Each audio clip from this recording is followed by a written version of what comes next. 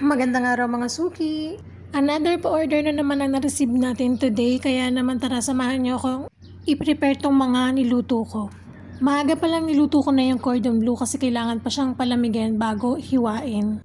And then sinunod ko na tong puto cheese with salted egg na favorite talaga to ng mga client ko. Lagi nilang ino-order yan kasi nga masarap daw talaga. And then sinunod ko nang i-prepare ang creamy carbonara. Nilagyan ko na rin yung topping sa ibabaw at basil leaves.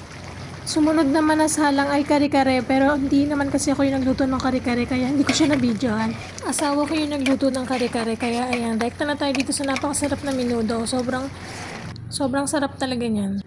Tapos ayan, ready for dispatch na yan siya. Nag-book na ako ng Lalamove, then pinadeliver ko na yan siya kay client. Ayan, napakasarap, diba? Sobrang affordable lang ang price niyan, pero tignan mo naman. Sobrang sulit na sulit talaga yung bayad ng client. So proceed naman tayo dito sa pangalawang client na ang order niya naman ay puro ulam. Dadalhin niya siya sa Green Gate Subdivision.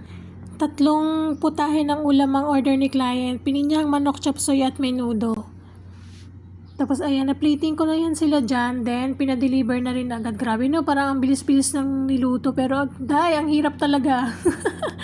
Sunod. Dito naman tayo sa pangatlong client. Ang order niya naman ay 3 bilao for 1,050.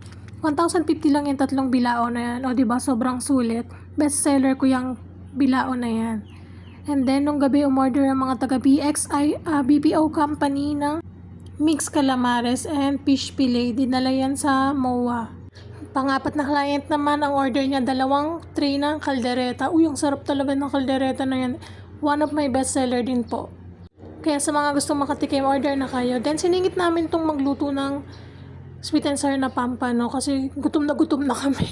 Kailangan na namin kumain. Kaya sa mga gustong umorder guys, PM lang po kayo dito sa aming page Siana's Kitchen or kaya dito sa Facebook namin.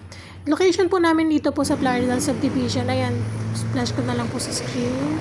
Thank you for watching guys. See you on my next video. Bye bye.